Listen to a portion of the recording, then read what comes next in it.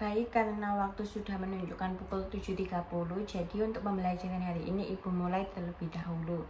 Assalamualaikum warahmatullahi wabarakatuh. Waalaikumsalam warahmatullahi wabarakatuh. Sebelumnya, bagaimana kabarnya teman-teman? Alhamdulillah baik. Alhamdulillah baik. Untuk teman-teman dimanapun kalian berada, jangan lupa pakai masker, jangan lupa minum vitamin dan juga minum air putih yang banyak agar kondisi tubuh kita itu tetap terjaga kesehatannya, karena mengingat kondisi saat ini masih dalam kondisi pandemi COVID, jadi tetap jaga kesehatan dan juga jangan lupa berolahraga. Untuk selanjutnya, Ibu akan mengecek kehadiran dari teman-teman. Absen yang pertama, Silva Amalia Ikrimah. Hadir, Bu. Baik. Kemudian Dava Nur Amalia. Hadir, Bu. Dava Nur Amalia hadir, Bu. Baik. Muhammad Latu Wazi Malawat. Hadir, Bu.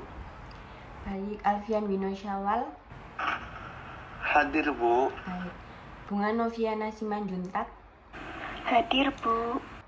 Baik, alhamdulillah semua teman-teman hadir dan dapat mengikuti pembelajaran hari ini dengan kondisi yang maksimal, alhamdulillah. Untuk pembahasan selanjutnya, Ibu akan langsung ke materi. Jadi untuk hari ini kita akan membahas tentang ruang lingkup dan juga prinsip dari administrasi kepegawaian, di mana ini merupakan materi lanjutan dari minggu kemarin, yaitu tentang pengertian dan juga fungsi administrasi kepegawaian.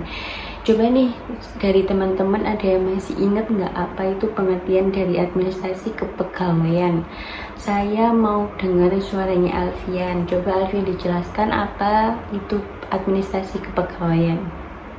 Seingat saya, administrasi kepegawaian merupakan sebuah salah satu upaya yang dilakukan perusahaan untuk mengelola pegawai agar dapat mencapai tujuan yang sudah ditentukan atau tujuan yang ingin diraih, seperti itu, Bu.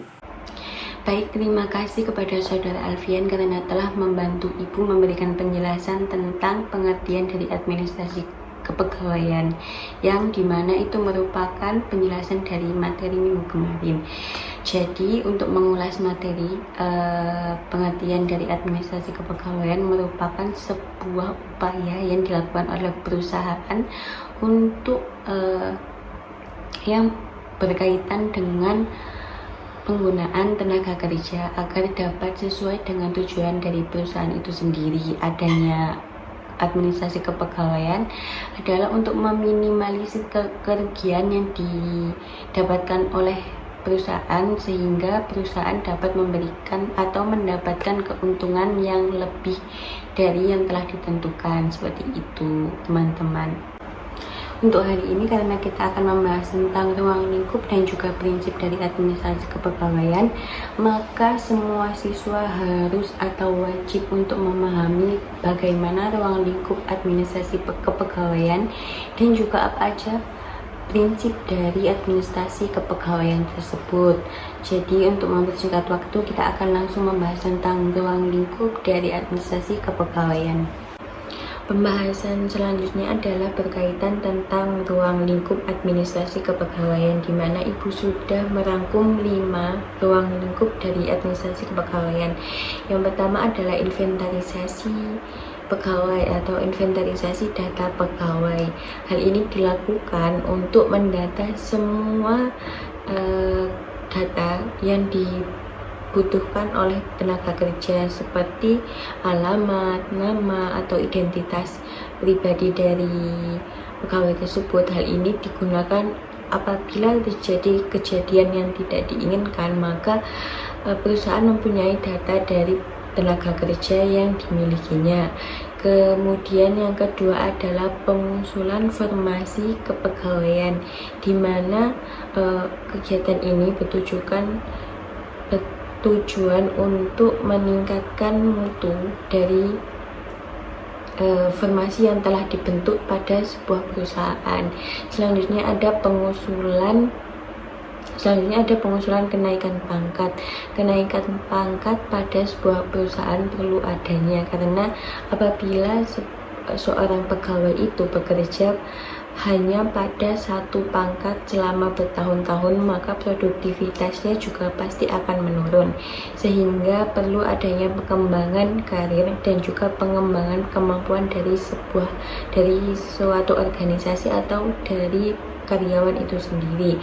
Selanjutnya adalah mengatur usaha kesejahteraan.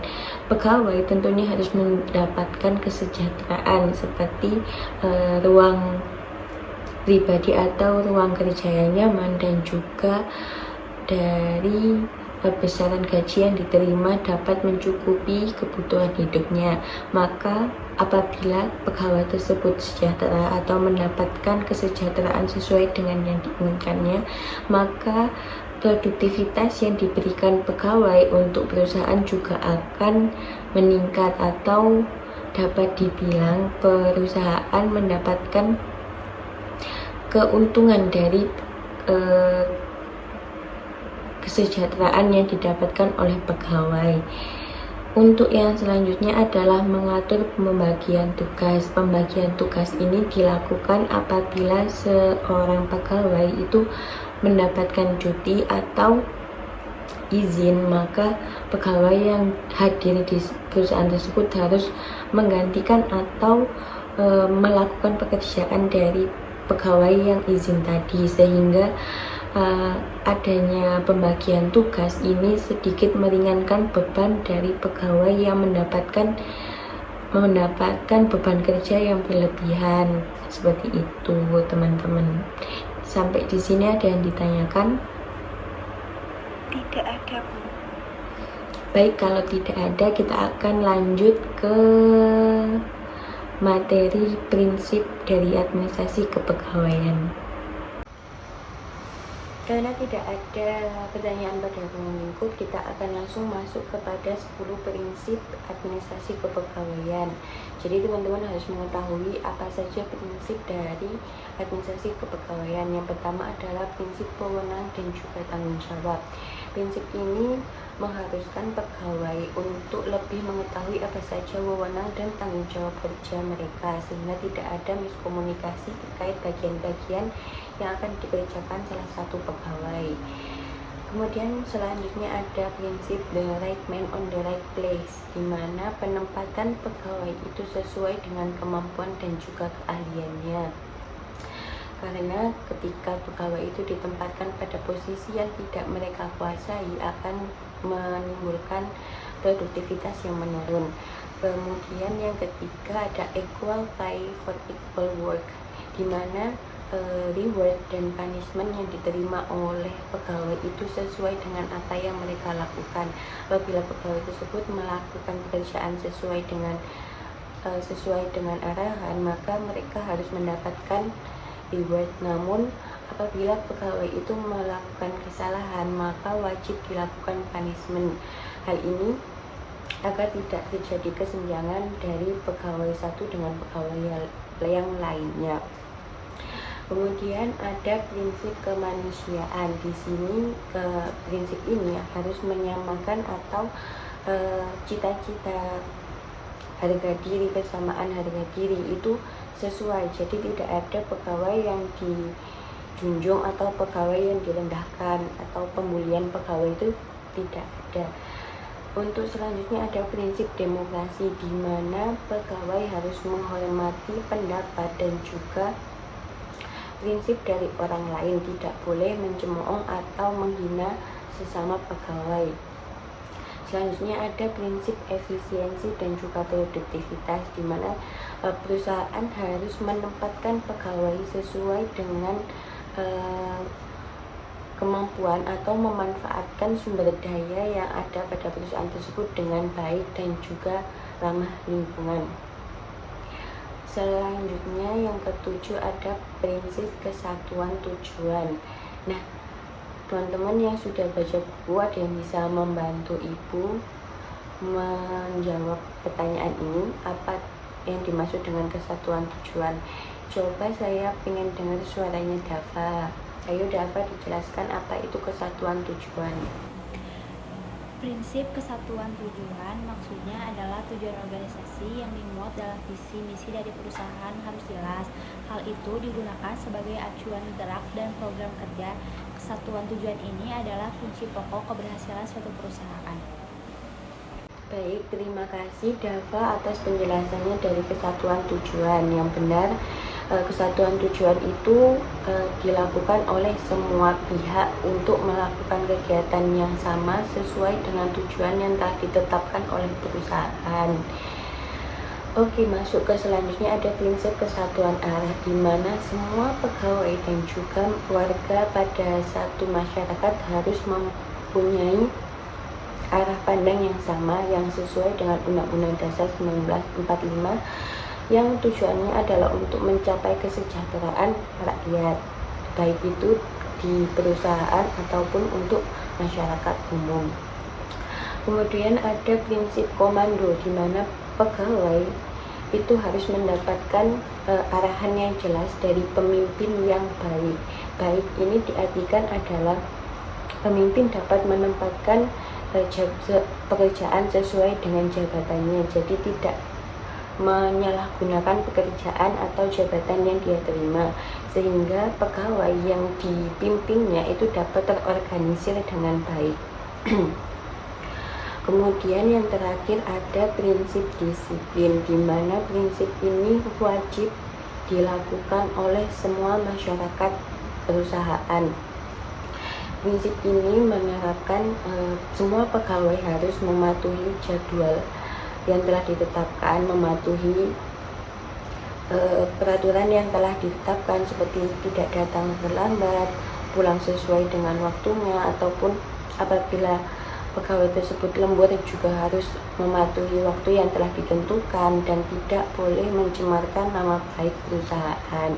Seperti itu. Untuk materi prinsip kepegawaian ini ada yang ditanyakan dari teman-teman?